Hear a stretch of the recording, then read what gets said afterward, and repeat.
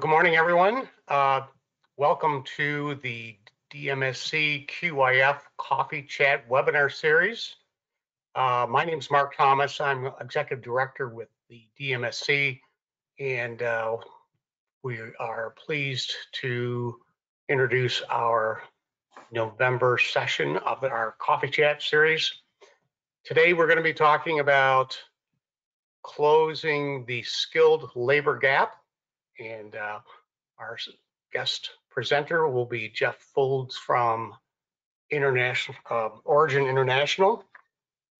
Geoff is the Director of Global Business Development at Origin, and he'll be our presenter for today. So good morning to all. And before we get started, though, I'd like to go through a couple of housekeeping points. Geoff, could you go to the next slide, please? There you go. All right, so we're going to have a presentation, and then we'll have an opportunity to for all of you to submit questions. There's a procedure right there how to do it, and those questions will be coming in at the end. You can put your questions in at any time during the presentation. We're going to collect them and go through them at the end of the presentation. Also, you should know that not today, but tomorrow, all of you will receive a video link to, if you wanted to review this video as it's being recorded at this moment. So let's get started. And everyone, Geoff Foulds. Okay, thanks very much, Mark. Really appreciate it. And looking forward to sharing with you some of our experiences at Origin in terms of what's happening with the skilled labor gap and the role that QIF is going to play, a very pivotal role, we believe, in addressing this issue. So I'm going to look at this from a couple of different perspectives, a context in terms of where we're at, generally speaking, what sort of opportunities that's creating in specific, some of which is going to be familiar and some which will possibly be a bit new. And then I'm going to spend a little bit of time going over some of the lessons learned so far in terms of the pilot projects that we've been involved with over the past several years, because there's some interesting anecdotes that are emerging from that. I wouldn't go so far as to qualify it as really rigorously 19 times out of 20 statistical accuracy, but some very interesting, useful insights. So it's not really a surprise to say that we're now living in a global economy. I think everybody knows that. I think what's interesting is how quickly things have changed. So 30 years ago, we were living in a situation where North America and the EU and Japan really called the shots from a manufacturing point of view. And by 2013, as this chart is taking a snapshot in time, we were looking at that whole picture has completely changed, and Asia and the rest of the world were really the majority of manufacturing activity, with North America, the EU, and Japan now taking a subsidiary role overall, and that was largely driven by offshoring. Well, of course, when this chart was created, offshoring was in the middle of a transition, historic transition, flowing back the other way into onshoring. So that's the big picture of what's been going on, and I think we're all aware of that. I think looking forward, what we have ahead of us in the next decade is probably more change than we've seen in industry and manufacturing than in the last 70 years, because there's big changes going on around the business model. We're shifting from a really documented, transactionally based model of doing business to a digital and a relationship model of doing business. Power by the hour, cloud computing, all those kinds of models. The manufacturing process itself is transitioning from a transactional and very much structured data model into a flow kind of model with islands, or not islands of data, but lakes of data that mesh and flow into each other, and the structure really is meant to be discovered through tools like artificial intelligence and machine learning. And of course, one of the bigger changes from the point of view of both where the electricity comes from for the lighting and what moves everybody around the planet is this transition of the dominant force of the last 250, 300 years or more being fossil fuels. We're going to be well into the transition to electrification by the time this decade is over. And of course, that's also having some impact on skilled labor in particular, because we've been through a period of surplus, and we're likely now, particularly in the West, to live with a shortage of skilled labor. So I wanted to take a moment and share with you some data that has been tracked by Deloitte and the Manufacturing Institute. They do regular surveys over the past 4 to 5 years on an annual basis. And they've been looking at how many companies are reporting that they expect to have trouble attracting and retaining labor in 2021 and beyond. So I'd like you all to have a look at these numbers and see where you think the numbers really are going.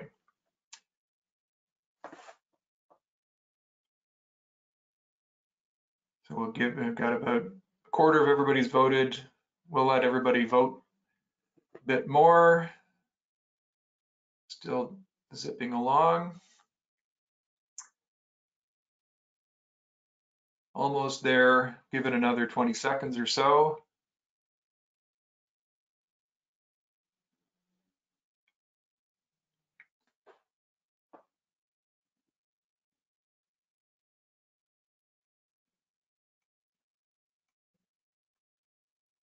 Okay.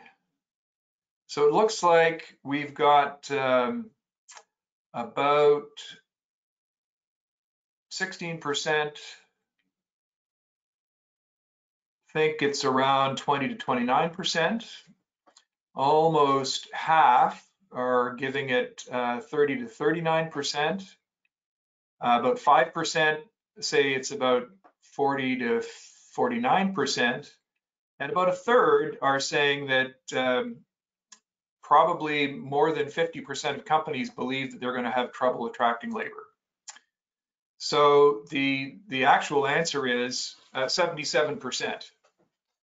So there's quite a lot of consensus around the fact that we're looking at this skilled labor shortage.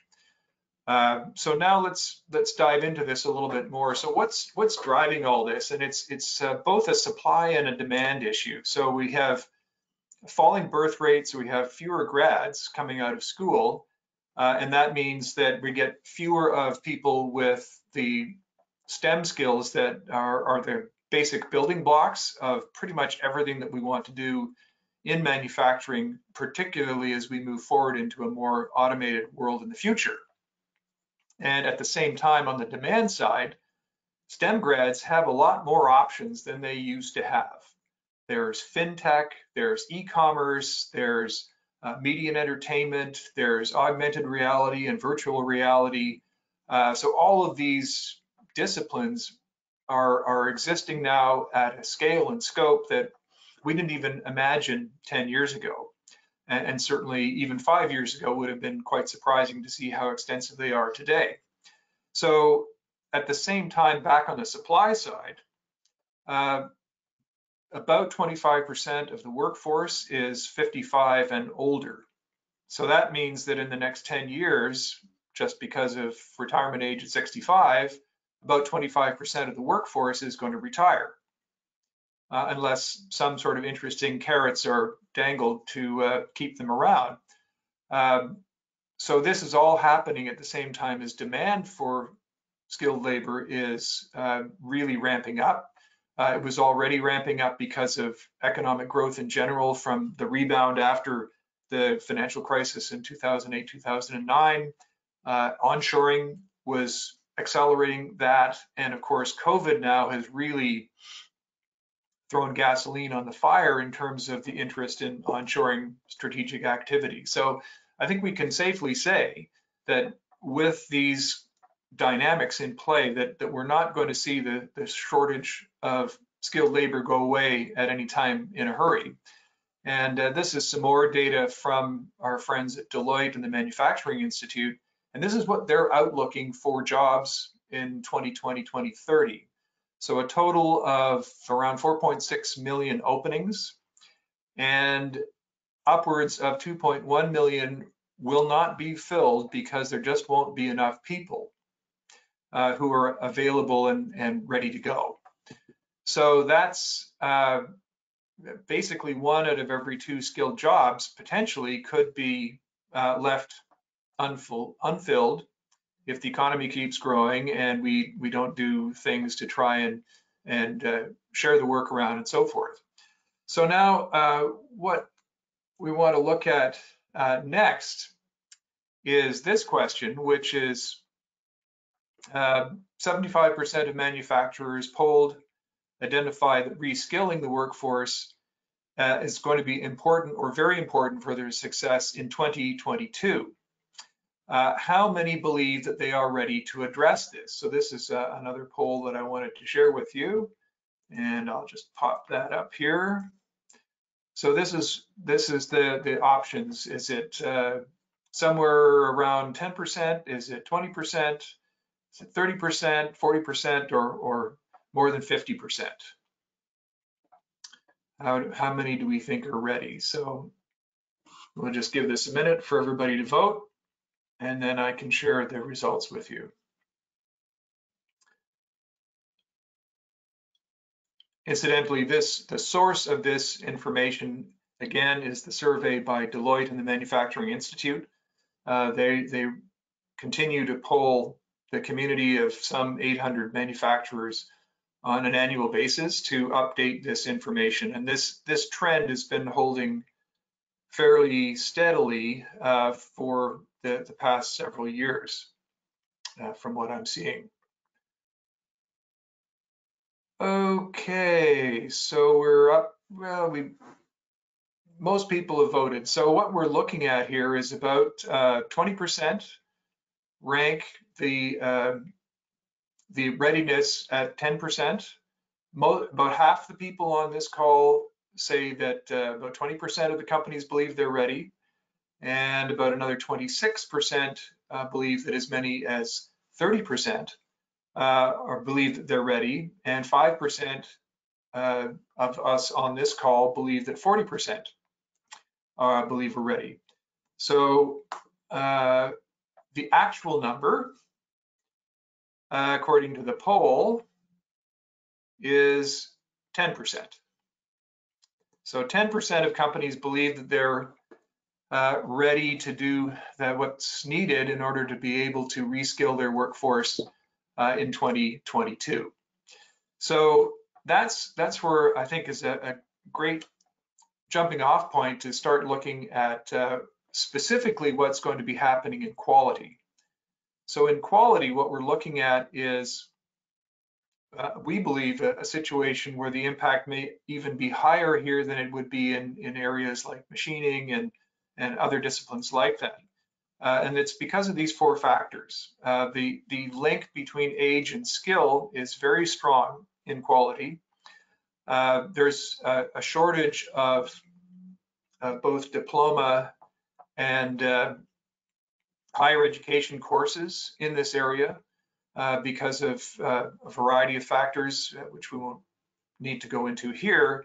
And grads need anywhere from 5 to 7 to 10 years of seasoning before they're really at the stage where they're able to perform at a high level.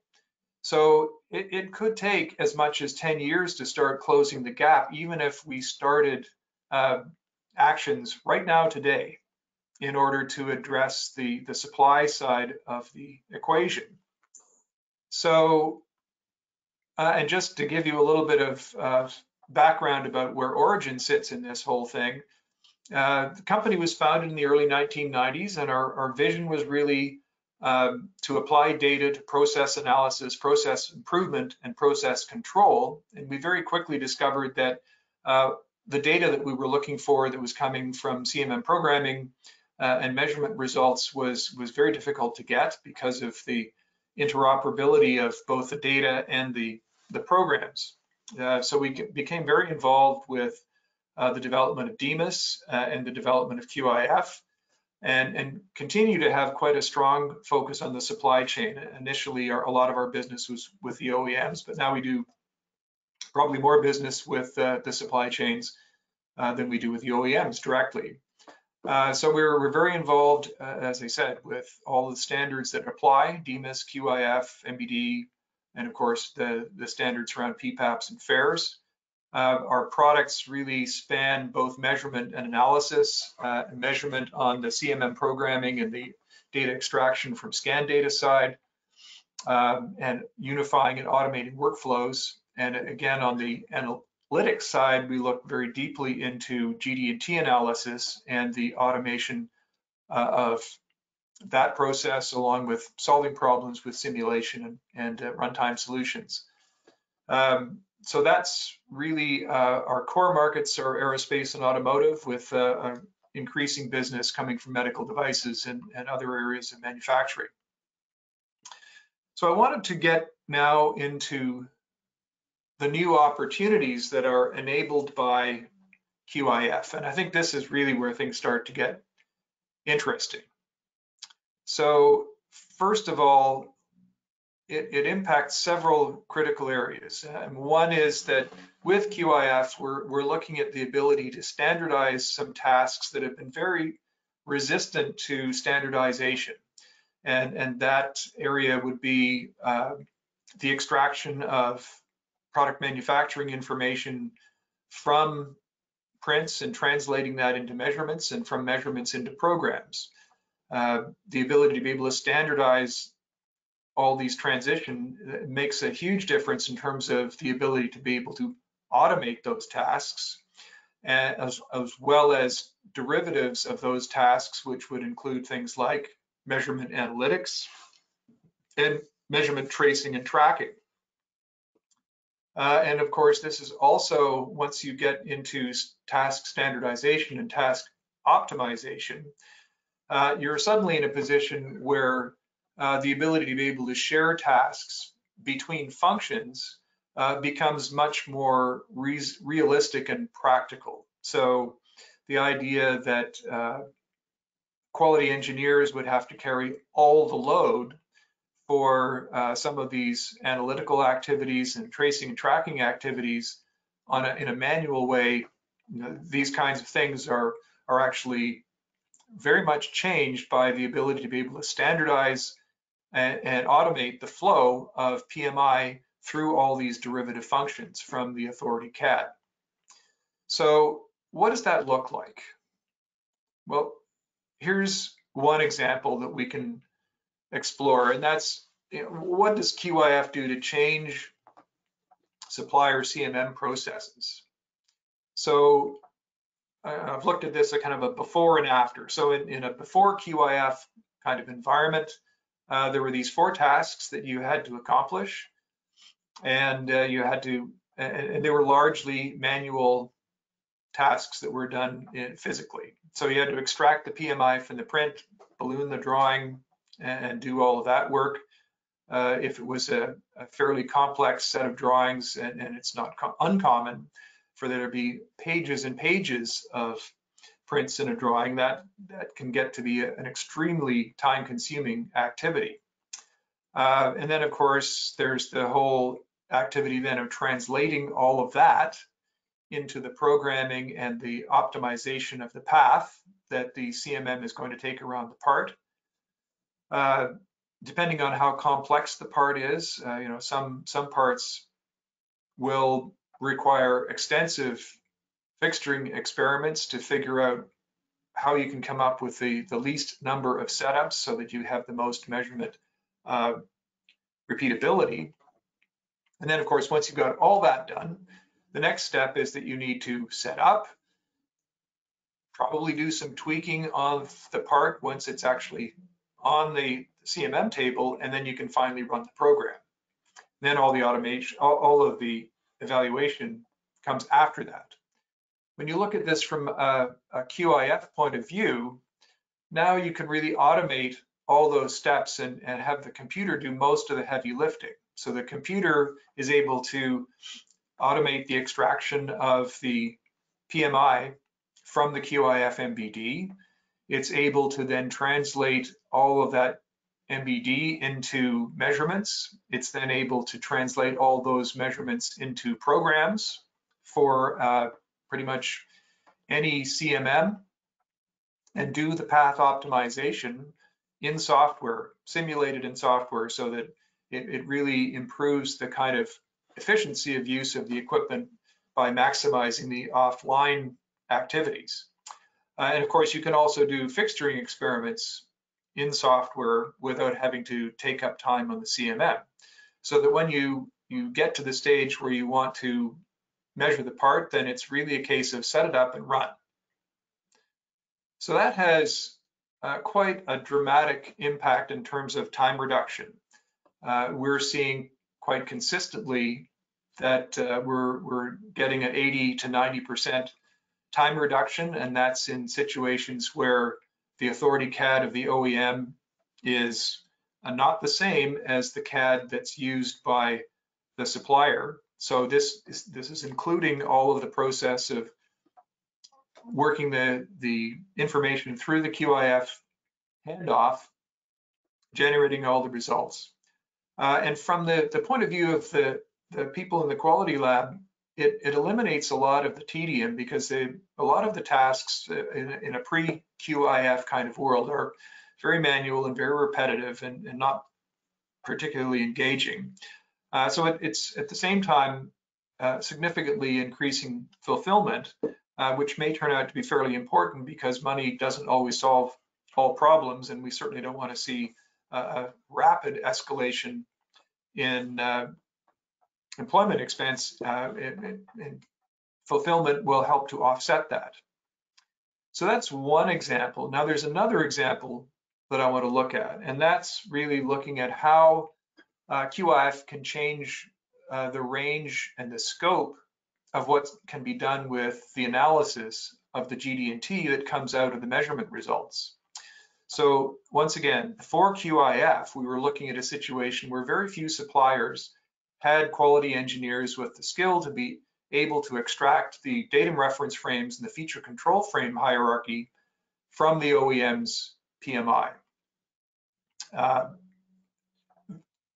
That was the first step of the next part of the process, which was that typically there needed to be a manual check that all the PMI had been translated into measurements. And of course, the more complex the part, the more time consuming that exercise was.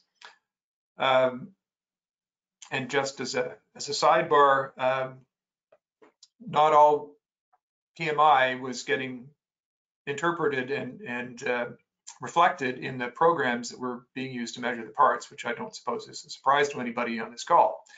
What we're also seeing was that when analysis needed to be done in situations where there were multiple datum reference frames that needed to be interpreted with their accompanying feature control frames simultaneously, this would really be a thing that slowed down the CMM.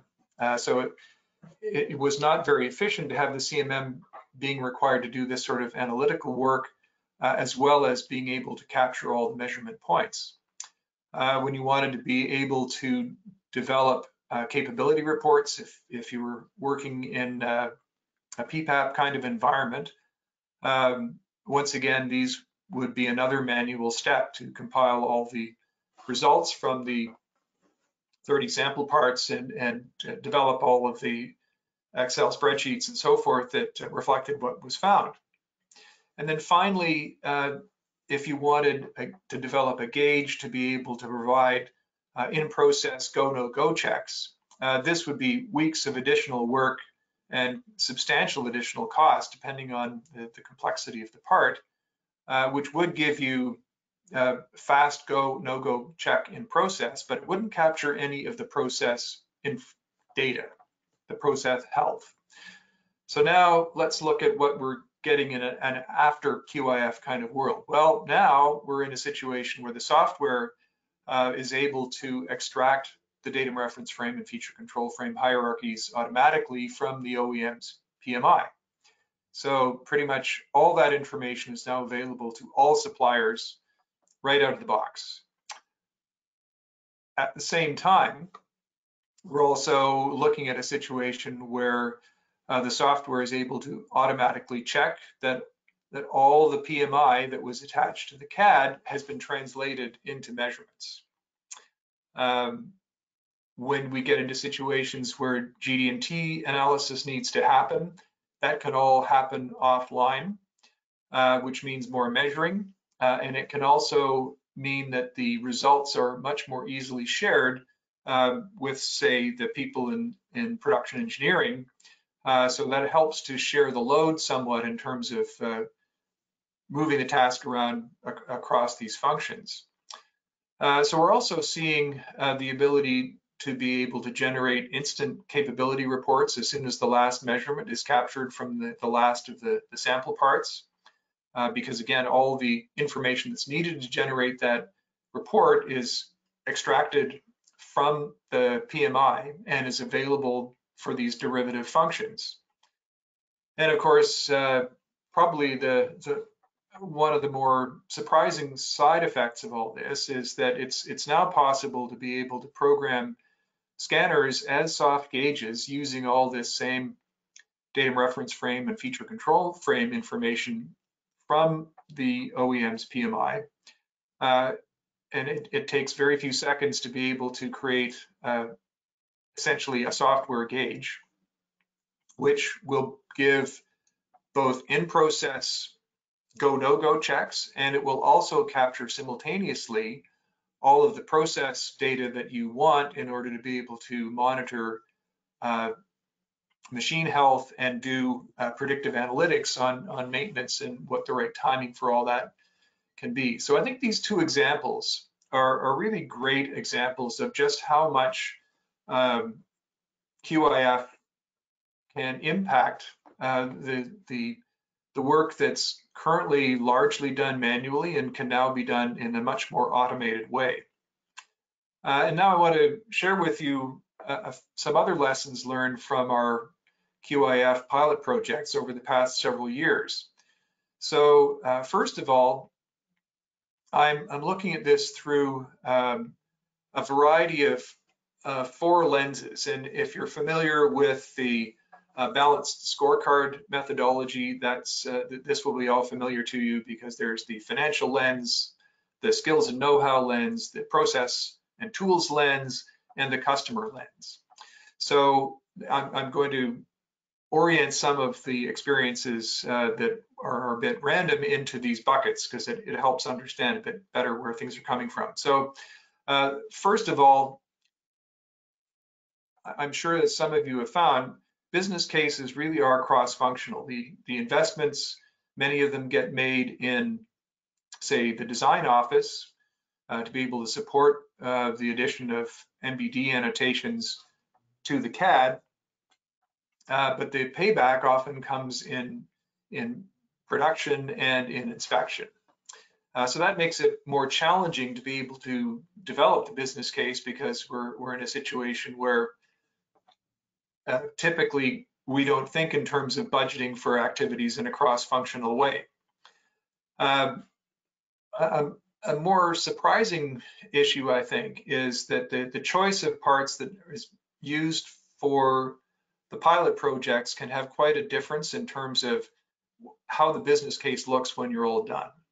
So more complex parts actually tend to produce a stronger signal in terms of the benefits of this sort of model-based enterprise approach based on QIF than really simple parts. Really simple parts, the overhead of learning how to use the tools is relatively high for the pilot project, and the the process that you're correcting for is, for a simple part, really not that time consuming to do with the traditional methods. So it's a bit counterintuitive to think about using more complex parts, and I'll have a bit more to say about part choices as we go along. But I want to get into that over here because it's from a process and tools point of view.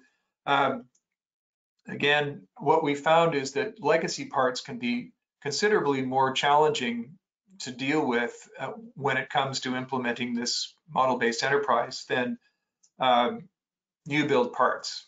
With legacy parts, you often may not have CAD.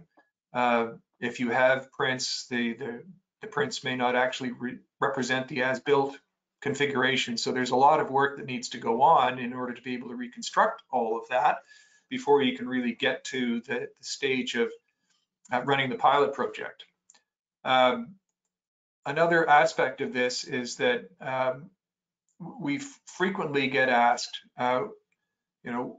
when should we engage with the supply chain? And our observation from working with projects that started with the supply chain and projects that started with value streams that were completely internal is that it's usually better to start with those value streams that are completely internal. There's, as mentioned, a certain amount of cross-functional discovery that goes along in this exercise.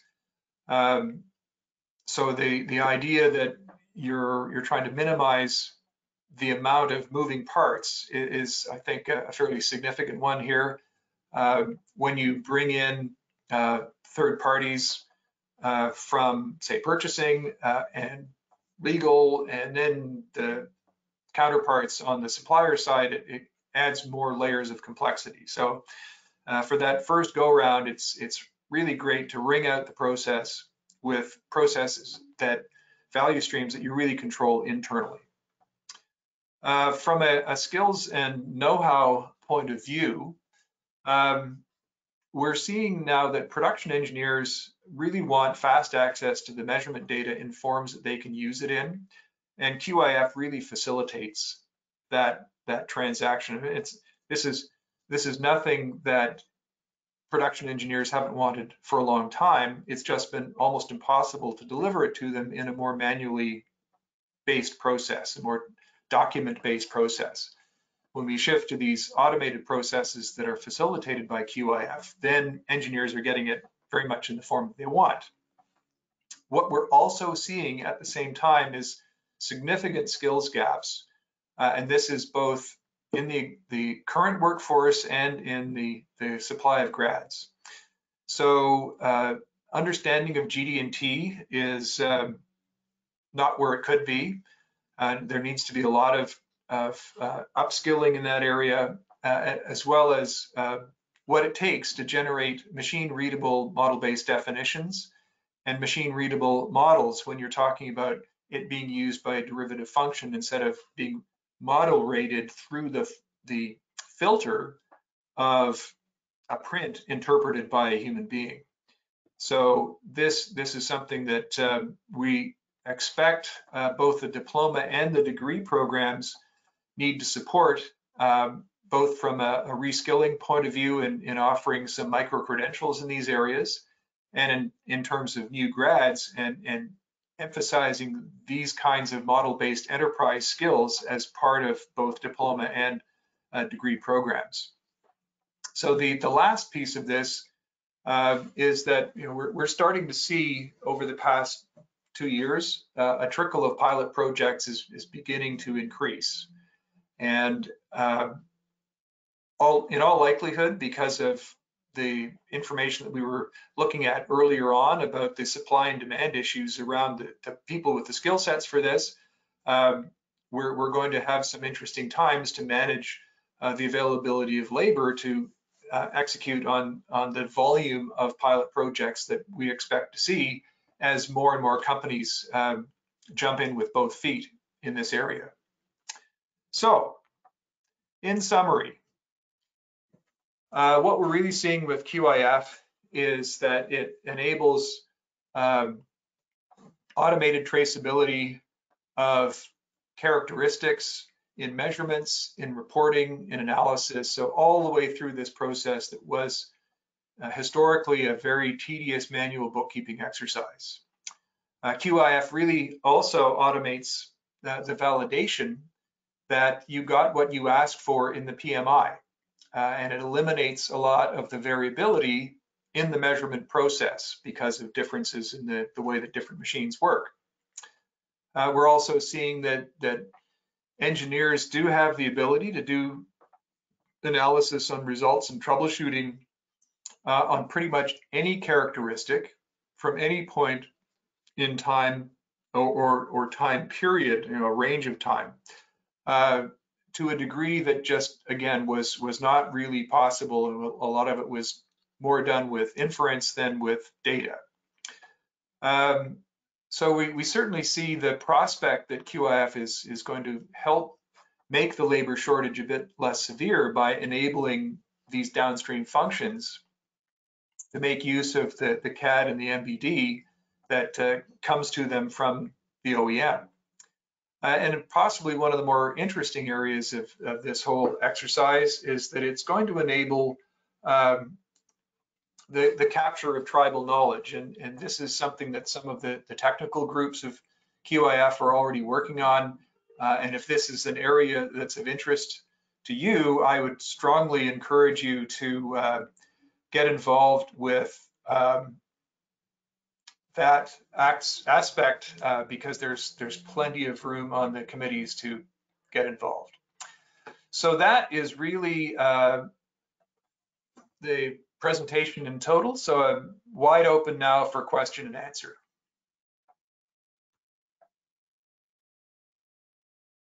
All right, Geoff, while we're waiting for people to write in their questions, I do have a couple already.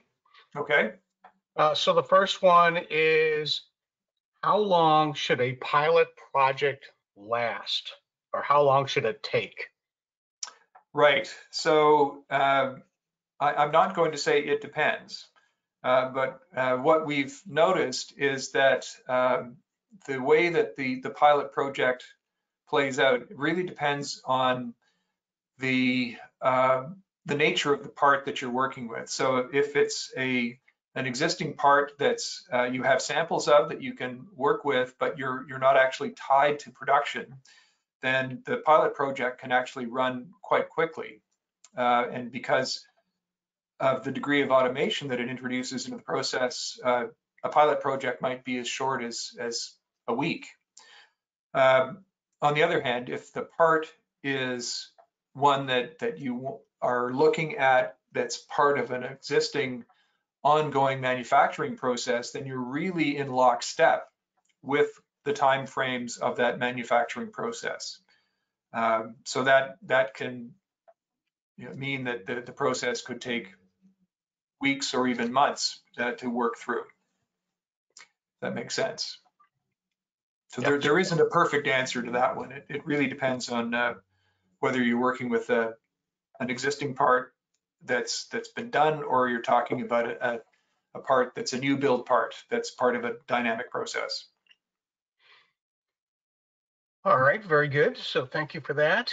And again, I invite our audience to ask questions by using the panel off to your right. You can just type your questions in there and we will bring them up here. So the next question here, and I'm just bringing these in the order that they were received. Is there an optimal part for a pilot project, and what are the criteria? Sorry, could you repeat that? I didn't catch the first bit. Is there an optimal part for a pilot project? Yeah, so I think what we've found is that this really kind of relates to some of the things that I was talking about earlier in the presentation, that the typical part, you're almost looking for a Goldilocks part, because a part that's too simple doesn't really wring out the process enough, and a part that's really, really complicated, maybe adding too much complication to the mix. But and this is where I think it's important to think about where you are in the progression of the adoption of model-based enterprise in your own organization. So if you're at the early stages of really getting your arms around how this is going to change process and culture internally, then you can probably, and you're really focused on the internal, and you can afford to look at a fairly complex part as your jumping off point. When you start to introduce the supply chain community and some of the other functions that you'll wind up touching on, it may actually be a good idea to start that process with relatively simple parts and then work up to more complex parts. And this is certainly what we've seen companies that are doing successful pilot projects do with good effect. All right, great. Thank you for that. All right, so the next question is, how does an OEM set itself up for exchanging data with vendors? Does STEP AP242 fully support all MBDs? Or is there still a need to exchange CATIA, Siemens, etc., closed format CAD models? Right. Yeah, that's a really good question. So what we're finding is that oddly enough, QIF we feel is very good as an intermediary, and I noticed the questioner didn't ask about QIF, so I'll bring that up. Certainly the goal that we should be striving for is to get to the stage where, whether you're talking about QIF or STEP AP 242, we have a nice, clean, to borrow a terminology from software programming interface to handle these handoffs from one environment to another, the authority CAD to the supplier CAD. In practical terms, our experience has been that QIF is quite mature and works very well for that sort of activity. And certainly for some of the projects that we worked on, it's not been necessary to hand off native CATIA files to a supplier in the supply chain. So I would say that from the direction that things are going, that we should be anticipating that goal is quite achievable. All right, very good. Thank you. All right, so the next question here is, does QIF make sense if no MBD is being done by the engineering department on CAD?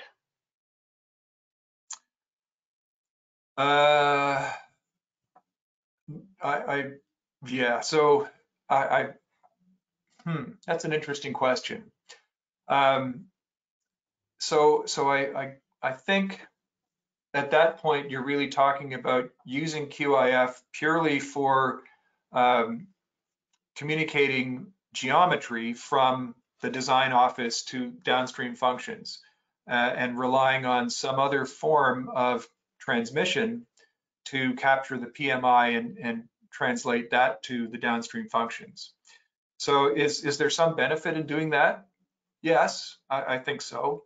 But to be fair, I would say from the pilot projects that we've been involved with, the business case really starts to make sense when the design office is fully actively participating in this process and applying the product manufacturing information that it wants to see to the MBD, pardon me, to the CAD with MBD, and then translating all of that through QIF into the hands of the downstream functions. because that's when you really start to see the benefits coming through in terms of process automation and process standardization. And that's, I think, given the kind of growth that we're seeing in demand, that's where we need to go, because we need to kind of continuously improve the process. And we're certainly seeing a lot of the limitations of what we can do to accelerate the existing document-based kind of process.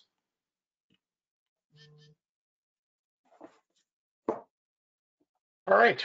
Yeah. So that's a good answer for that question. I mean, that's something that I'm sure many people are faced with, is that, you know, what if your engineering department is not using MBD? Yeah, and that really comes back to the point that we've certainly run into, is that as soon as you start to entertain the idea of a model-based enterprise where you have the PMI attached to the CAD with MBD, suddenly you realize that there are some skills that are going to need to be upgraded in the design office, and it's not because they're not knowledgeable. Often these are the most skilled people that you have doing modeling, but their experience around doing model-based definition is very, very limited. So the experience of what they need to know in terms of GD&T for how the part's going to need to be measured may be out of date. So those are places where micro-credentialing could really help. We're certainly seeing a number of forward-looking companies that are OEMs that are getting out in front of this problem and trying to help both the diploma and the degree granting institutions in their manufacturing footprint area get more involved in helping with reskilling, so that the companies don't have to shoulder all that burden on their own.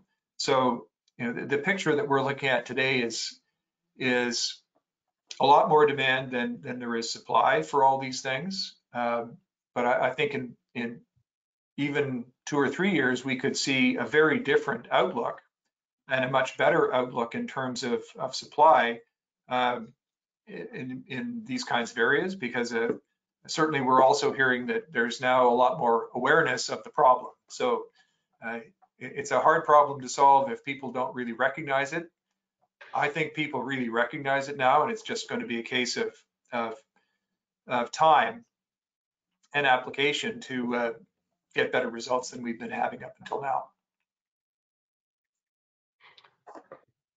All right, so that, thank you for that. That is the last question that's come on here. Okay. So you have any closing thoughts? Well, I would say it's been a great pleasure to reflect on all this, because oftentimes in the cut and thrust of working on these projects, the time to stop and reflect just isn't there. So I've certainly found it very helpful to be able to digest what Origin's experience is, talk with some of the other companies that we've been working with, and get some of their perspectives as well. So really a good learning experience all around, and I think looking forward to the next several years should be really exciting. Oh, terrific. Appreciate that. All right, Geoff, thank you very much. If you could just go to the next slide. We certainly appreciate you coming on and spending some time with us with learning more about QIF by way of the QIF Coffee Chat webinars. Just a reminder for everyone, our next session coming up in next month is going to be using QIF for efficiency gains today and tomorrow. This will be presented by Colby Finn and Tom Groff from QBI OGP, and you'll be seeing notifications of that webinar coming up fairly soon in our DMSC newsletter, which I think is where most of you have gotten any sort of notification about these events. So thank you, Geoff, and thank you everyone else for attending the QIF Coffee Chat webinar today. Thank you very much. All right, bye now. Bye, everyone. Bye.